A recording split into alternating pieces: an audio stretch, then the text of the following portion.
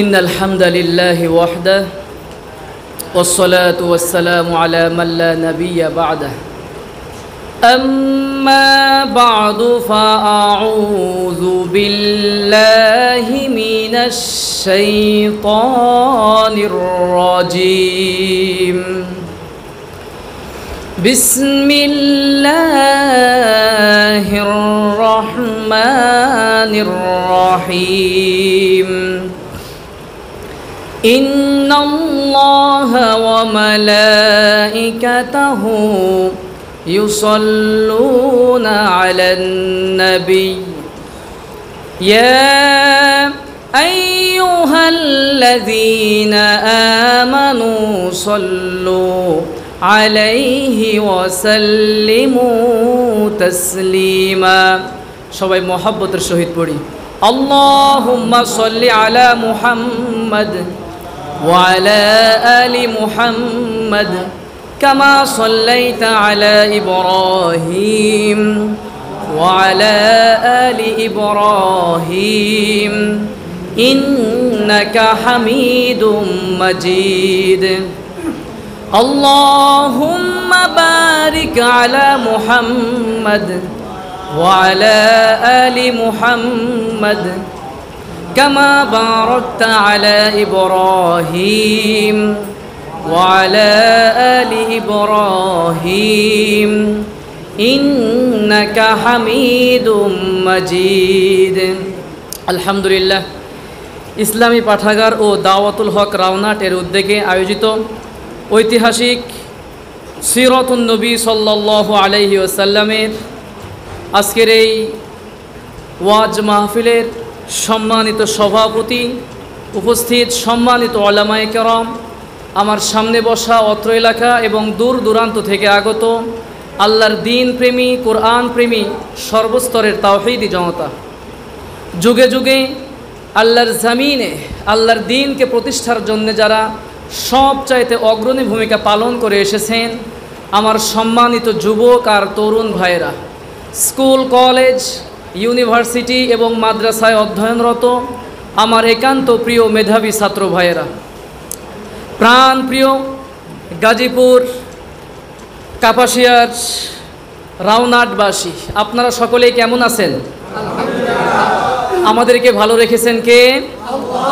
সুস্থ রেখেছেন কে? আল্লাহ। এই জন্য প্রশংসা করব কার? আল্লাহ। সব জায়গায় সবখানে প্রশংসা চলবে কার? আল্লাহ। এই জন্য আমরা সকলেই দিল থেকে উচ্চ আওয়াজে জবান খুলে পড়ছি আলহামদুলিল্লাহ।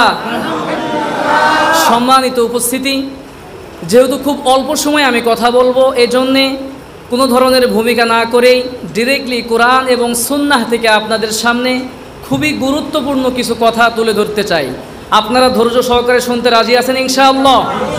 আল্লাহ পাক আমাদের সকলকে কবুল করুক, পড়ে না আমিন। আপনারা যারা আজকের এই কুরআনুল কারীমের প্রোগ্রামে আসলেন, আপনারা এখানে আসতে পেরে আপনারা খুশি নাকি বেজার? শুধু খুশি নয়, সব চাইতে বেশি খুশি হলাম আমরা, সব চাইতে বেশি সৌভাগ্যবান হলাম আমরা। তার কারণ এই এত সুন্দর আয়োজনে আসার সৌভাগ্য সকলের হয় না। আমরা যারা আসতে পেরেছি আমরা অত্যন্ত সৌভাগ্যবান, সুবহানাল্লাহ। কারণ এই জান্নাতি আয়োজনে আসার জন্যে আল্লাহ রাব্বুল আলামিন নিজে চুজ করেছেন, নির্বাচিত করেছেন, পড়েন সুবহানাল্লাহ। যেহেতু একটি কিতাব থেকে আপনাদের সামনে কথা হবে, সেই কিতাবটির নাম হচ্ছে কোরআন। এই কিতাবের মধ্যে কোনো সন্দেহ আছে? কোনো ডাউট আছে? কোনো মিস ইনফরমেশন আছে? থাকবেই বা কি করে? কারণ এই কুরআনুল কারীমকে নাজিল করেছেন স্বয়ং। আর এই কুরআনুল কারীমের অথেন্টিসিটির ব্যাপারে রব্বুল আলামিন শুরুতেই বলেছেন যালিকাল কিতাব লা রাইবা ফি হুদাল লিল মুত্তাকিন। This is the book, the most authentic book in this world, whereof there is no doubt about it, and it's a guidance for those who are মুত্তাকিন। আল্লাহ রব্বুল আলামিন বলতেছেন আমার বান্দাদের জন্য, গোটা বিশ্ববাসীর জন্য এমন একটি কিতাব আমি আল্লাহ নাজিল করলাম, যেই কিতাবের মধ্যে কোনো সন্দেহ থাকবে দূরের কথা, এই ব্যাপারেও কেউ কখনো সন্দেহ প্রকাশ করতে পারবে না, সুবহানাল্লাহ। আর এই কুরআনুল কারীমকে স্পেশালি মুত্তাকি বান্দাদের জন্য হেদায়েতের গাইডলাইন বানিয়ে নাজিল করলেন কে? আল্লাহ। যেহেতু কুরআনুল কারীমের প্রোগ্রাম, এই জন্য কোরআন থেকে আমরা কথা শুনবো, সেই অনুযায়ী আমরা আমল করার চেষ্টা করতে পারবো তো ইনশাআল্লাহ। যেহেতু আজকের এই প্রোগ্রামে যুবক আর তরুণ ভাইদের অনেক উপস্থিতি আমি লক্ষ্য করছি। এই জন্য আমার যুবক আর তরুণ ভাইদের উদ্দেশ্য করে খুবই গুরুত্বপূর্ণ কিছু কথা তুলে ধরতে চাই। কারণ যুবকরা হচ্ছে একটি সমাজ, একটি সভ্যতা, একটি রাষ্ট্রের প্রাণশক্তি, একটি জাতির মেরুদণ্ড। যুবকরা একটি জাতির উন্নতি এবং সফলতার পিছনে সবসময় সবচেয়ে বেশি কন্ট্রিবিউশন তারা রেখে আসতেছে এবং এখনও রাখতেছে, ঠিক কি না? ইতিহাস সাক্ষী, গোটা বিশ্বের মধ্যে যত বিপ্লব আর সংগ্রাম সফলতার মুখ দেখেছে, প্রত্যেকটা সফলতার পিছনে এই যুবক আর তরুণদের কন্ট্রিবিউশন কম নাকি অনেক বেশি? ফর এক্সাম্পল, চীন বিপ্লব, ফরাসি বিপ্লব থেকে শুরু করে ভারতীয় উপমহাদেশের স্বাধীনতা আন্দোলন, 52 ভাষা আন্দোলন, 71-এর মহান স্বাধীনতা যুদ্ধ থেকে শুরু করে আজ পর্যন্ত যত বিপ্লব আর সফলতা মুখ দেখতে পেয়েছে, প্রত্যেকটা বিপ্লব এবং সংগ্রামের সফলতার পিছনে এই যুবক আর তরুণদের কন্ট্রিবিউশন সবচাইতে বেশি। সুবহানাল্লাহ। এই জন্যে বিশ্বনবী সাল্লাল্লাহু আলাইহি ওয়াসাল্লাম যুবকদেরকে অত্যন্ত ভালোবাসতেন। স্বয়ং নবীজিও যুবকদের মাধ্যমেই সেই মদিনার রাষ্ট্র কায়েম করেছিলেন। সেই বদর, ওহুদ, খাইবার খন্দক থেকে শুরু করে মক্কা বিজয় পর্যন্ত ইসলামের সুনিশ্চিত বিজয় তিনি অর্জন করেছিলেন। আর এর জন্য যারা কুরবানি এবং নজরানা পেশ করেছিলেন তারা আর কেউ নয়, তারা হচ্ছে এই মুসলিম উম্মার যুবক আর তরুণরা, ঠিক কিনা? এই জন্যে বিশ্বনবী সাল্লাল্লাহু আলাইহি ওয়াসাল্লাম যুবকদেরকে ভালোবাসতেন। আর যৌবনকালীন সময় একজন মানুষের জীবনের সবচাইতে গুরুত্বপূর্ণ সময়, ঠিক কিনা? এই জন্যে বলা হয়ে থাকে youth is called the golden season of human life. মানব জীবনের সবচাইতে স্বর্ণালী সময়, গুরুত্বপূর্ণ সময় হচ্ছে যৌবনকালীন সময়, ঠিক কিনা? এই জন্যে বিশ্বনবী আমার যুবক আর তরুণ ভাইদেরকে অত্যন্ত মহব্বত করতেন, ভালোবাসতেন। সুবহানাল্লাহ। একবার বিশ্বনবী সাল্লাল্লাহু আলাইহি ওয়াসাল্লাম এক সমাবেশে বক্তৃতা করছিলেন। বিশ্বনবী সাল্লাল্লাহু আলাইহি ওয়াসাল্লাম লক্ষ্য করে দেখলেন একজন যুবক সাহাবী সমাবেশ স্থলে জায়গা না পেয়ে পিছনের কাতারে দাঁড়িয়ে দাঁড়িয়ে বিশ্বনবীর বক্তৃতা শুনছিলেন। বিশ্বনবীর সেই যুবক সাহাবীর নাম ছিল জারির, যার চেহারাটা আকাশের পূর্ণিমার চাঁদের চাইতেও বেশি সুন্দর ছিল। বিশ্বনবী সাল্লাল্লাহু আলাইহি ওয়াসাল্লাম যখন এই অবস্থা অবলোকন করলেন, বিশ্বনবী তার যুবক সাহাবীকে ডেকে বললেন, ও আমার কলিজার টুকরা সাহাবী জারির, সমাবেশ স্থলে জায়গা পাও নাই তো কি হয়েছে? আমি বিশ্বনবী সাল্লাল্লাহু আলাইহি ওয়াসাল্লাম আমার শরীর থেকে চাদর মুবারক খুলে তোমার দিকে ছুড়ে দিলাম, আমার চাদরটা জমিনের মধ্যে বিছিয়ে বসে যাও। বিশ্বনবী সাল্লাল্লাহু আলাইহি ওয়াসাল্লাম যখন তার জবান মুবারক থেকে কথাটি বললেন, সাথে সাথে সেই যুবক সাহাবী জারির নিজেকে কন্ট্রোল করতে না পেরে তিনি কান্নাকাটি শুরু করে দিলেন, চোখের পানি ঝরাতে লাগলেন এবং বললেন, ওগো আল্লাহর নবী, ওগো আল্লাহর হাবিব, আপনি হলেন বিশ্বনবী, কি করে আপনার চাদরের মধ্যে আমি বসবো? দুনিয়ার কোনো মানুষ আপনার চাদরের মধ্যে বসতে পারে নাকি? তখন সেই যুবক সাহাবী চিৎকার দিয়ে দিয়ে বললেন, আকরামাকাল্লাহ কামা আকরামতানি ইয়া রাসূলুল্লাহ, ওগো আল্লাহর নবী, ওগো আল্লাহর হাবিব, ভরা মজলিসে এতগুলো মানুষের মধ্যে আমি ক্ষুদ্র জারিরকে আপনি যেইভাবে সম্মানিত করলেন, আমি আল্লাহর কাছে দোয়া করি আল্লাহ রব্বুল আলামিন যেন আপনার সম্মান আর মর্যাদা আরও বেশি বাড়িয়ে দেয়। বিশ্বনবী সাল্লাল্লাহু আলাইহি ওয়াসাল্লাম যুবকদেরকে অত্যন্ত ভালোবাসতেন, কারণ যৌবনকালীন সময়টা একজন মানুষের সবচাইতে দামি সময়। যেহেতু যৌবনকালীন সময়টা খুব গুরুত্বপূর্ণ সময়, এই জন্যে আল্লাহ রব্বুল আলামিন কাল কিয়ামতের কঠিন বিভীষিকাময় দিনে এই যৌবনকালীন সময়ের ব্যাপারে জবাব দিতে হবে কার কাছে?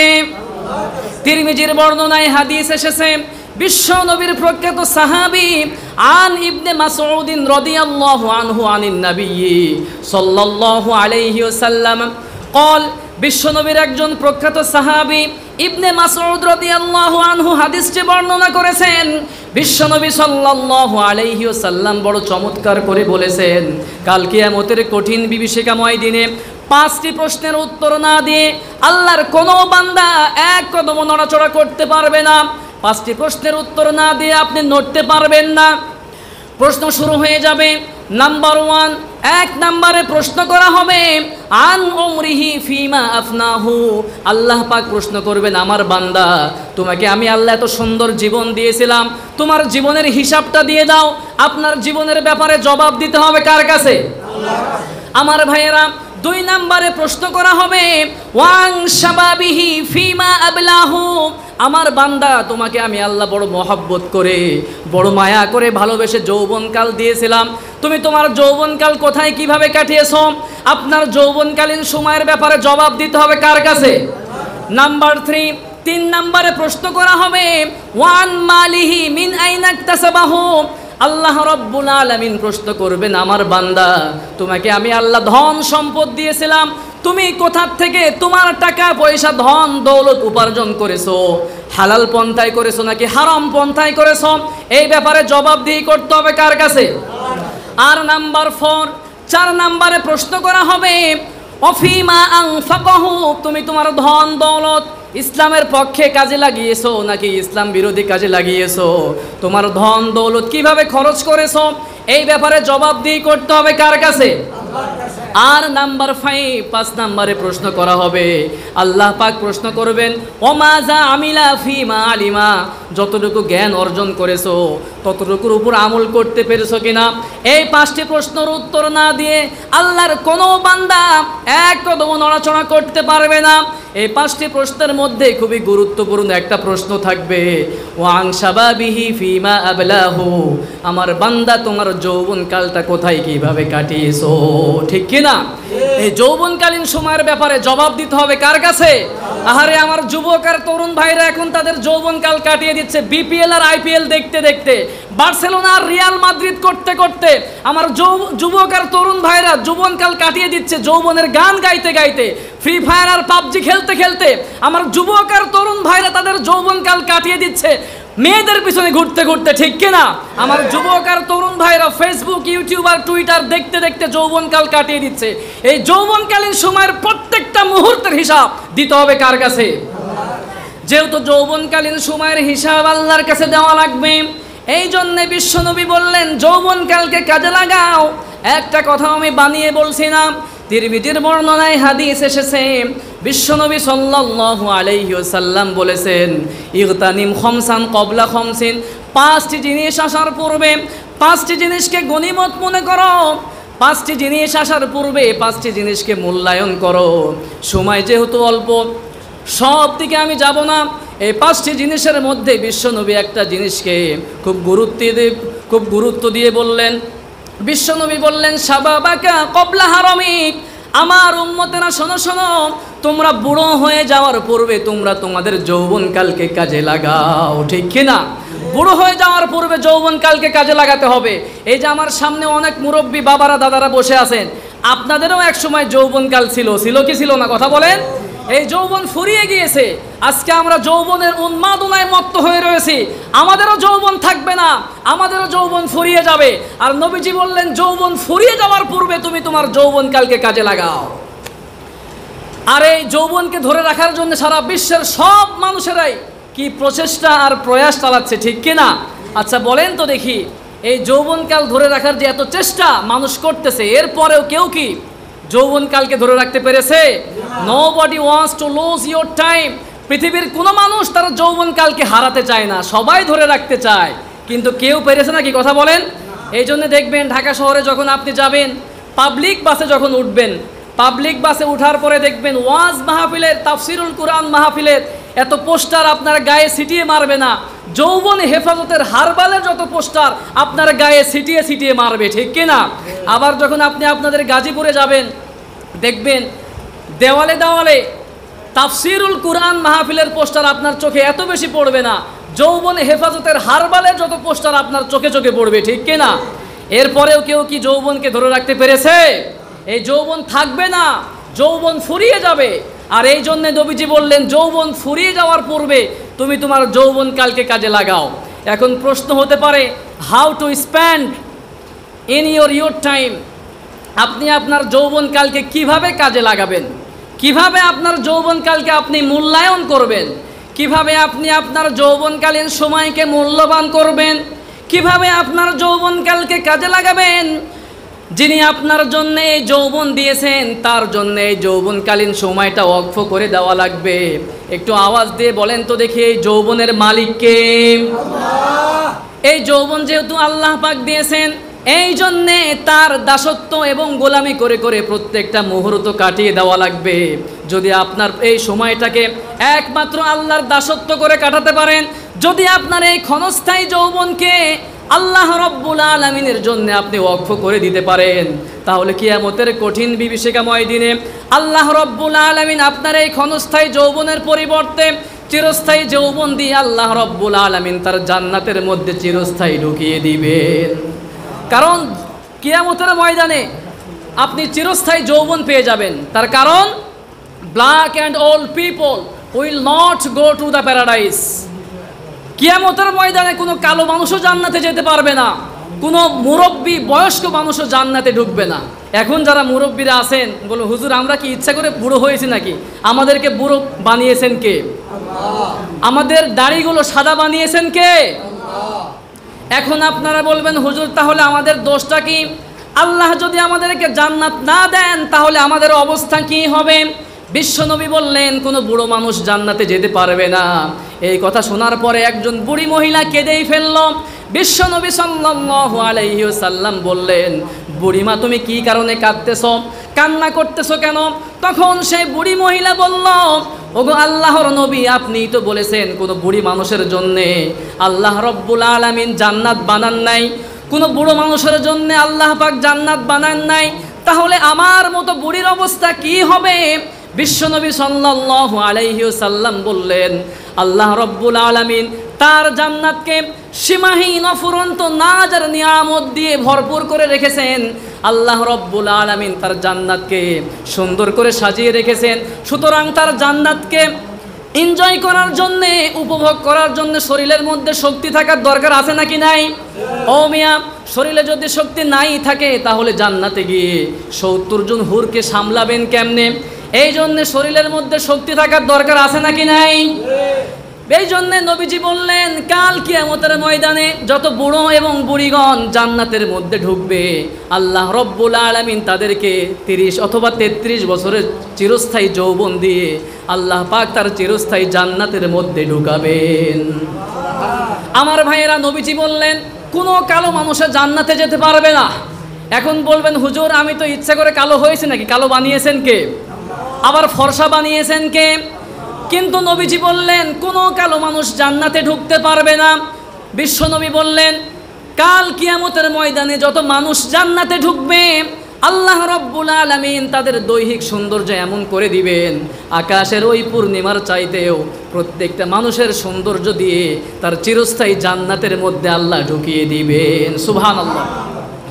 তাহলে যদি আপনি কাল কিয়ামতের ময়দানে চিরস্থায়ী যৌবন পেতে চান, চিরস্থায়ী জান্নাত লাভ করতে চান, আপনার এই ক্ষণস্থায়ী যৌবনকে কাজে লাগাতে হবে কার জন্যে? আপনার এই যৌবনকে বিক্রি করতে হবে কার জন্যে? আপনি বিক্রি করার মানে বুঝেন? মনে করেন এই যে মাউথপিস সেই দোকান থেকে কিনে আনা হয়েছে। দোকান থেকে কিনে আনার পরে এই মাউথপিস এর প্রতি দোকানদারের কোনো রাইট আছে, কোনো অধিকার আছে? এখন আমি আমার ইচ্ছা অনুযায়ী আমি যেভাবে খুশি সেভাবে ব্যবহার করব, ঠিক কিনা? যৌবন আল্লাহর কাছে বিক্রি করার মানেই হচ্ছে এখন আর আপনি আপনার ইচ্ছা মতো চলাফেরা করতে পারবেন না, নাকি পারবেন? এখন চলতে হবে কার ইচ্ছা অনুযায়ী? আল্লাহর ইচ্ছা অনুযায়ী। আল্লাহর ইচ্ছা অনুযায়ী যদি চলতে পারেন তাহলেই দেখা যাবে দিন শেষে আপনি সফলতা লাভ করতে পারবেন। আর যদি আপনি যৌবন পাওয়ার পরে, শরীরের মধ্যে শক্তি পাওয়ার পরে আপনি যদি দিকভ্রান্ত পথভ্রান্ত নেতার পিছনে ঘুরে ঘুরে আপনি আপনার যৌবনকালকে কাটিয়ে দেন, আপনার নেতা নামাজ পড়ে না, আপনার নেতা ইসলামকে শেষ করে দিতে চায়, তার পক্ষে যদি আপনি থাকেন, স্লোগান দেন, মিছিল দেন, তাহলে কাল কিয়ামতের কঠিন বিভীষিকাময় দিনে ওই পথভ্রান্ত নেতা এবং কর্মীদের অবস্থা খুব ভয়াবহ হবে। কাল কিয়ামতের কঠিন বিভীষিকাময় দিনে পথভ্রান্ত নেতা এবং কর্মীদের সাক্ষাৎকার ঘটবে। আল্লাহ রব্বুল আলামিন আজ থেকে 1500 বছর পূর্বে সেই কথাগুলো ফাঁস করে দিয়েছেন। আল্লাহ রব্বুল আলামিন বলেছেন কাল কিয়ামতের কঠিন বিভীষিকাময় দিনে পথভ্রান্ত নেতা এবং কর্মীদের সাক্ষাৎকার লাভ হবে। তখন কর্মীরা নেতাদেরকে পাওয়ার পরে কি বলবে? আল্লাহ রব্বুল আলামিন আজ থেকে ১৫০০ বছর পূর্বে সেই কথাগুলো আল্লাহ রব্বুল আলামিন ফাঁস করে দিয়ে বললেন।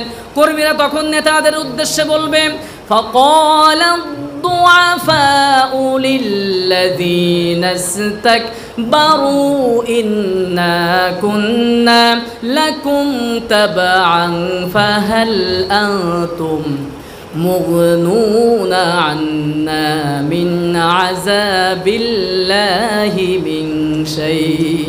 কর্মীরা তখন বলবে, এই তো নেতাজি, বহু খোঁজাখুঁজির পরে তোমাকে পেলাম। ইন্না কুন্না লাকুম তাবা, দুনিয়ায় থাকা অবস্থায় তোমাকে অনুসরণ করেছি। তুমি যখন মিছিল দিতে বলেছো দিয়েছি, যখন যাকে তুমি গ্রেপ্তার করতে বলেছো তো আমরা সব কিছু করেছি, যখন যাকে গুম খুন করতে বলেছো সব কিছুই করেছি, আলেমদেরকে নিয়ে ইচ্ছা মতো মিথ্যা সাক্ষী দিতে বলেছো সব দিয়েছি। আজকে তোমাকে মানার কারণে, নেতা হিসেবে তোমাকে অনুসরণ করার কারণে ফাহাল আনতুম মুগনুনা আন্না মিন আযাবিল্লাহি মিন শাই, আজকে আমরা জাহান্নামী হয়ে গিয়েছি, জাহান্নামের দ্বার প্রান্তে চলে এসেছি। আজকে কি আল্লাহর আযাব থেকে তুমি আমাকে বাঁচাতে পারবে? কথা বলেন, পারবে নাকি?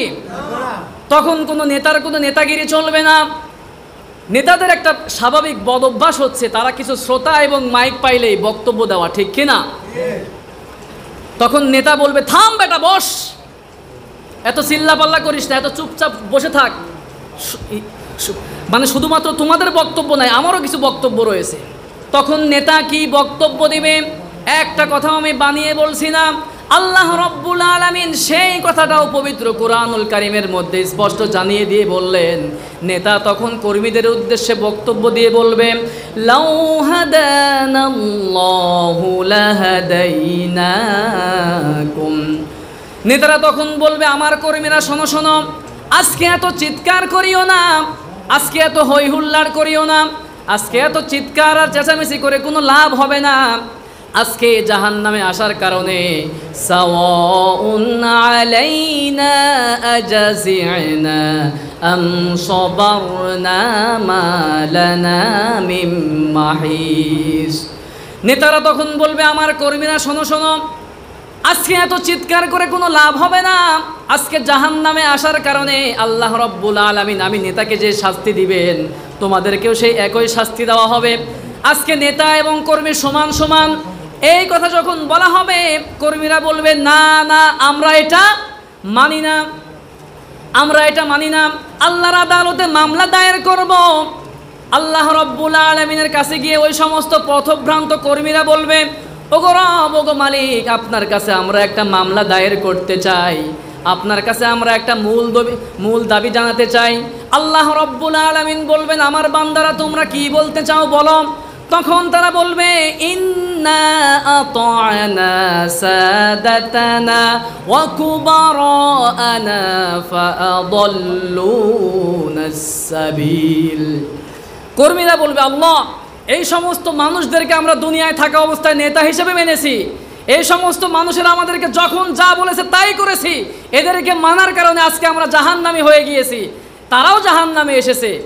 আল্লাহ রব্বুল আলামিন বলবেন, বুঝলাম তোমরাও জাহান্নামী হয়ে গিয়েছো, তোমাদের নেতারাও জাহান্নামে এসেছে, কিন্তু তোমাদের মূল দাবিটা কি সেটা আমাদেরকে বলো। আল্লাহ রব্বুল আলামিনকে তখন তারা বলবে, ওগো রব, ওগো মালিক, আমাদের নেতারা বলছে জাহান্নামে আসার কারণে আজকে তাদের শাস্তি যা হবে আমাদের শাস্তিও নাকি একই হবে।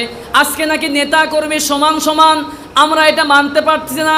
আমাদের মূল দাবি হলো, ইন্না আতা'না সাদাতানা ওয়া কুবারানা ফাআদাল্লুনাস সাবিল রব্বানা আতিহিম দি'ফাইনি মিনাল আযাবি ওয়ালআনহুম লা'নান কাবীরা।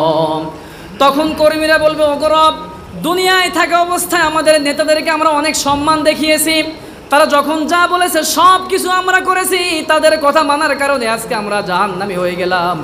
ওগো রব, ওগো মালিক, আমাদের একটা দাবি হচ্ছে, আজকে আমাদের নেতাদেরকে সম্মান করলে চলবে না, আমাদেরকে জাহান্নামে আসার কারণে আমাদেরকে আপনি যে শাস্তিটা দিবেন আমাদের নেতাদেরকে এর ডাবল শাস্তি দেওয়া লাগবে, ঠিক কিনা? তখন নেতাদের নেতাগিরি ছুটবে। আল্লাহ রব্বুল আলামিন বলবেন, বান্দা, তোমাদের আর কোনো দাবি আছে? তখন তারা বলবে, অবশ্যই আমাদের আরও একটা দাবি আছে। আল্লাহ রব্বুল আলামিন বলবেন তাহলে বলে ফেলো। তখন ওই সমস্ত পথভ্রান্ত কর্মীরা বলবে, ওগো রব, আমাদের আরও একটা দাবি হচ্ছে নাজআলহুমা তাহতা আকদামিনা লিয়াকুনা মিনাল আসফালিন। কর্মীরা তখন বলবে, আল্লাহ, দুনিয়ায় থাকা অবস্থায় এই সমস্ত নেতাদের সামনে পিছনে ডানে বামে চতুর্দিকে আমরা ঘোরাফেরা করেছি, বডিগার্ড হিসেবে থেকেছি, পৃথিবীর কোনো মানুষ আমাদের নেতাদেরকে অপমান করতে পারে নাই। আজ আমাদের এই সমস্ত নেতাদের কারণে আমরা জাহান্নামী হয়ে গেলাম। সুতরাং এই সমস্ত নেতাদেরকে আমাদের সামনে ফেলে দেন, এদেরকে বুকের মধ্যে পাড়াতে পাড়াতে পদদলিত করতে করতে আমরা জাহান্নামে যেতে চাই। পরে নাউজুবিল্লাহ। তখন নেতাগিরিও ছুটবে এবং কর্মীদেরও আফসোস করে কোনো লাভ হবে না। এই জন্যে আমার ভাইয়েরা, পথভ্রান্ত কোনো নেতার পিছনে ঘোরা যাবে না। কি কথা বলেন? যেই নেতা ইসলাম মানে না, ইসলামকে যারা একেবারে শেষ করে দিতে চায়, তাদেরকে যদি আপনি নেতা হিসেবে মানেন, কাল কিয়ামতের অবস্থা খুব ভয়াবহ হয়ে যাবে। এই জন্যে এমন একজন নেতাকে মানতে হবে যেই নেতা আপনাকে দুনিয়া আখিরাতে সব ক্ষেত্রে আপনাকে সাপোর্ট দিবেন। তিনি হচ্ছেন আমার আপনার মডেল বিশ্বনবী মুহাম্মদুর রাসূলুল্লাহ। সবাই পড়েন সাল্লাল্লাহু আলাইহি ওয়াসাল্লাম। আপনি যদি ইসলামকে প্র্যাকটিস করতে পারেন, বিশ্বনবীকে যদি আপনি মডেল মানতে পারেন, তাহলে আল্লাহ রব্বুল আলামিন আপনার জীবনের যত গুনাহ আছে সব কিছুকে মাফ করে আপনার সম্মান আর মর্যাদা এত বেশি বাড়িয়ে দিবেন। বিখ্যাত হাদিসের 3টি গ্রন্থে হাদিসটি এসেছে। বুখারীর বর্ণনায় হাদিস এসেছে, মুসলিম শরীফের বর্ণনায় হাদিস এসেছে, তিরমিজির বর্ণনায় এসেছে। বিশ্বনবী বলেছেন, সাবাতু ইউযিল্লুহুমুল্লাহু ফি জিল্লিহি ইয়াওমা লা জিল্লা ইল্লা জিল্লু। বিশ্বনবী বলেছেন, কাল কিয়ামতের কঠিন বিভীষিকাময় দিনে আল্লাহর আরশের ছায়া ছাড়া আর কোনো ছায়া অবশিষ্ট থাকবে না। সেই দিন আল্লাহ রব্বুল আলামিন 7 শ্রেণীর মানুষদেরকে বড় মহব্বত করে ডেকে ডেকে তার আরশের ছায়ার নিচে জায়গা করে দিবেন। আর সেই 7 শ্রেণীর মধ্যে এক শ্রেণীর মানুষ হচ্ছে তারা ও শাবুন নাশা ফি ইবাদাতিল্লাহ, ওই সমস্ত যুবক আর তরুণরা যারা তাদের যৌবনকালীন সময়টা একমাত্র আল্লাহর গোলামি করে কাটিয়ে দিয়েছে। আল্লাহ রব্বুল আলামিন ওই সমস্ত যুবকদেরকে ডেকে ডেকে তার আরশের ছায়ার নিচে জায়গা দান করে তাদেরকে ধন্য করে দিবেন। এই জন্যে আমার ভাইয়েরা, আমার যৌবনটা কাটিয়ে দেওয়া লাগবে কার জন্যে? আমার আপনার যৌবনকালীন সময়টা যদি আল্লাহর রাস্তায় কাটাতে পারি, কাল কিয়ামতের কঠিন বিভীষিকাময় দিনে যিনি আমাকে আপনাকে সর্বোচ্চ সম্মানী দিয়ে জান্নাতের মধ্যে ঢুকাবেন, তিনি কে? আমার ভাইয়েরা, বড় আফসোস লাগে আজ আমার যুবক আর তরুণ ভাইয়েরা দিকভ্রান্ত পথভ্রান্ত হয়ে নামাজ না পড়ে ইসলামকে প্র্যাকটিস না করে যা ইচ্ছা তাই করার কারণে আজকে যে কোনোভাবে হোক ইসলামকে গোটা বিশ্বের কাফের মুশরিকরা একত্র হয়ে একটা প্ল্যাটফর্মে এসে ইসলামকে নিঃশেষ করে দেওয়ার জন্য চক্রান্ত চালাচ্ছে। ঠিক কিনা আমার ভাইয়েরা? যৌবনকালীন সময় যখন বিশ্বনবীর সাহাবীরা ছিলেন নিজের জীবনটা উৎসর্গ করে দিয়ে ইসলামকে প্র্যাকটিস করার জন্যে, ইসলামকে বাস্তবায়ন করার জন্যে, ইসলামের হুকুমত কায়েম করার জন্যে নিবেদিত প্রাণ ছিলেন। আর সেই সময়ে, সেই যৌবনকালীন সময়ে আমরা ফেসবুক আর ইউটিউব দেখে দেখে আমরা সময়গুলো পার করে দিচ্ছি। ঠিক কিনা আমার ভাইয়েরা? আপনিও একজন যুবক, বিশ্বনবীর সাহাবী জুলাইবিব তিনিও একজন যুবক। বিশ্বনবীর সাহাবী জুলাইবিব, যার অর্থ হচ্ছে একজন খাটো একজন মানুষ। তার আরও একটি নাম ছিল তামিম, যার অর্থ হচ্ছে কালো। সেই সাহাবী জুলাইবিব এমন একজন গরিব সাহাবী যার টাকা পয়সা ধন দৌলত গাড়ি বাড়ি কোনো কিছুই ছিল না। সেই যুবক সাহাবীর কোনো জনপ্রিয়তা ছিল না, এলাকার কোনো মানুষ তাকে তেমনভাবে চিনতও না। বিশ্বনবীর সেই আহলে সুফার মধ্যে তিনি থাকতেন। তার খাওয়ার মতো কোনো কিছুই ছিল না। মানুষেরা যা কিছু খাইতো, খেয়ে যখন ফেলে দিত, মানুষের উচ্ছিষ্ট খাবারগুলো খেয়ে তিনি তার জীবনটা তিনি বাঁচাতেন। বিশ্বনবীর সেই সাহাবীর পরার মতো কোনো ড্রেস ছিল না, এমন পোশাক পরতেন, ছেঁড়া পোশাক তিনি পরিধান করতেন। তার মাথার চুলগুলো ছিল উস্কো খুস্কো। স্বাভাবিকভাবে পানি আমরা খাই, স্বাভাবিক একটা পাত্র দিয়ে আমরা তুলে এরপরে খাই, কিন্তু সেই সাহাবী জুলাইবিবের পানি খাওয়ার মতো কোনো পাত্রও ছিল না। সেই কুয়া থেকে 2 হাত দিয়ে পানিগুলো উঠিয়ে উঠিয়ে তিনি পান করতেন। এমন একজন গরিব সাহাবী জুলাইবিব। বিশ্বনবী একদিন সাহাবীদেরকে নিয়ে বসা, বিশ্বনবীর সামনে দিয়ে সেই জুলাইবিব সাহাবী হেঁটে হেঁটে যাচ্ছিলেন। বিশ্বনবী সাল্লাল্লাহু আলাইহি ওয়াসাল্লাম জুলাইবিবকে ডেকে বললেন, ও জুলাইবিব, তুমি কি বিয়ে করবা না? আমার ভাইয়েরা, বিশ্বনবী সাল্লাল্লাহু আলাইহি ওয়াসাল্লাম যখন এই কথাটা বললেন, জুলাইবিব বলতেছেন, ওগো আল্লাহর নবী, আমি এলাম একজন গরিব সাহাবী, আমার টাকা নাই, পয়সা নাই, ধন নাই, দৌলত নাই, গাড়ি নাই, বাড়ি নাই, আমার তো কোনো কিছুই নাই। আমার মতো গরিব সাহাবীর কাছে দুনিয়ার কোন বাবা, কোন মা, কোন বাবা তার সন্তানকে বিয়ে দিবে, তার মেয়েকে আমার সঙ্গে বিয়ে দিবে? সুতরাং আমি পরকালের অপেক্ষায় রয়েছি। বিশ্বনবী প্রথম দিন তাকে ছেড়ে দিলেন, দ্বিতীয় দিন একই প্রশ্ন করলেন, ও জুলাইবিব, তুমি কি বিয়ে করবা না? জুলাইবিব সেই একই কথা বলল, ওগো রব, ওগো মালিক, আমি পরকালের অপেক্ষায় রয়েছি। আমার নবী বলতেছে যে আমি বিয়ে করব নাকি? কিভাবে বিয়ে করব? আমার টাকা পয়সা ধন দৌলত কোনো কিছুই নাই। আমার একটা ইচ্ছা হচ্ছে ইসলামের জন্য নিজের জীবনটাকে আমি কুরবান করে দিব, বিনিময়ে আল্লাহ রব্বুল আলামিন জান্নাতের হুর আমাকে দান করবেন। পড়েন সুবহান। বিশ্বনবী সাল্লাল্লাহু আলাইহি ওয়াসাল্লাম দ্বিতীয় দিন তাকে ছেড়ে দিলেন।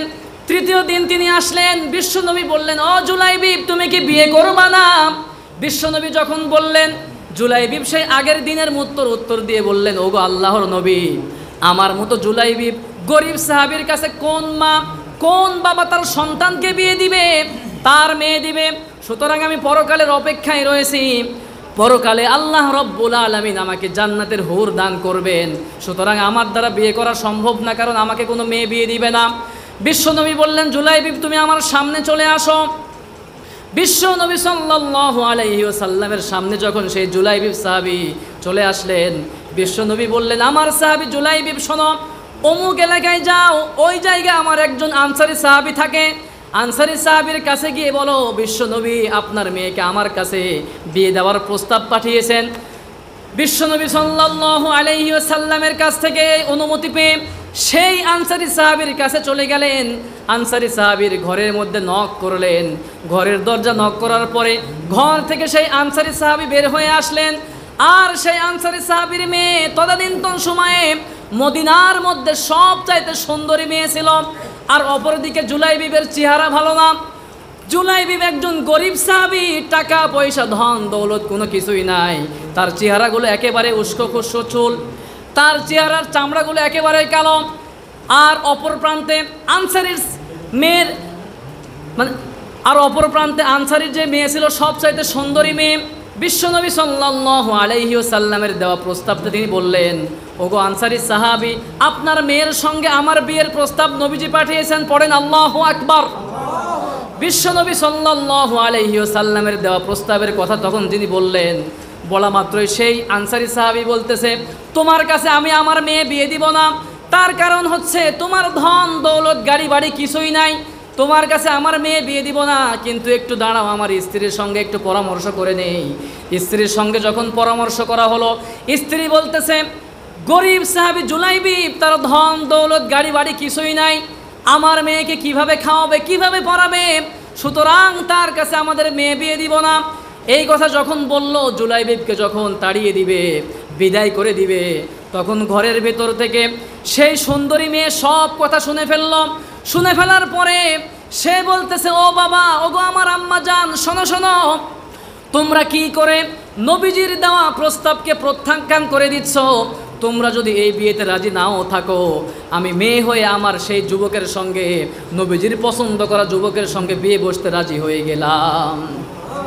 আমার ভাইয়েরা, এই কথা যখন বলা হলো, তখন সেই সুন্দরী মেয়ের বাবা বলতেছেন, ওগো আমার আম্মা জান, তুমি তো ঘরের ভেতর থেকে বলতেছো বিয়েতে রাজি হয়ে গেলা, তুমি ঘরের বাইরে এসে দেখো ছেলে দেখতে শুনতে খুব খারাপ, তার শরীরের চামড়াগুলো কুচকুচে কালো, তার ধন দৌলত গাড়ি বাড়ি কোনো কিছুই নাই, তাহলে তুমি কিভাবে রাজি হচ্ছ?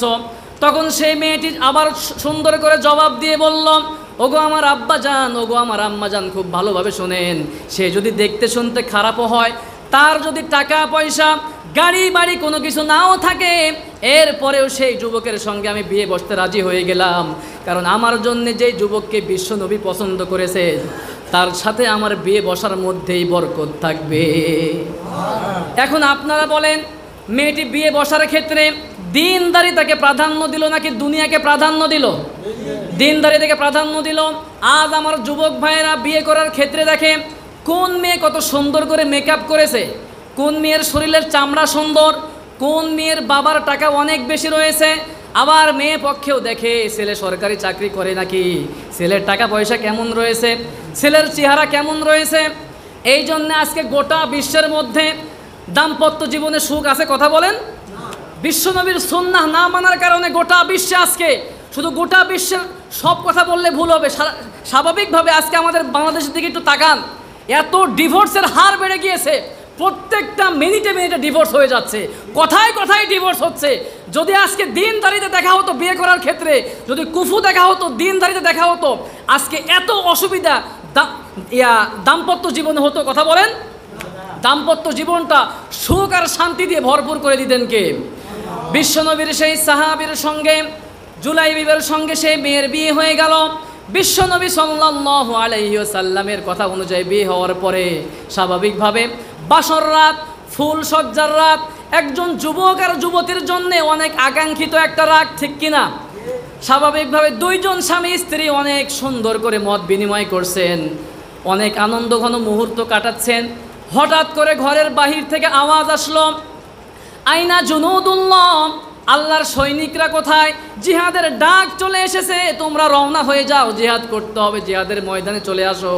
স্বাভাবিকভাবে তীরের শলা থেকে তীর যেমন ছিটকে পড়ে যায়, ঠিক তেমনইভাবে জুলাইবিব তার সুন্দরী স্ত্রী থেকে নিজেকে ছুটিয়ে নিলেন এবং তরবারি হাতে নিয়ে তিনি সামনের দিকে অগ্রসর হওয়া শুরু করলেন।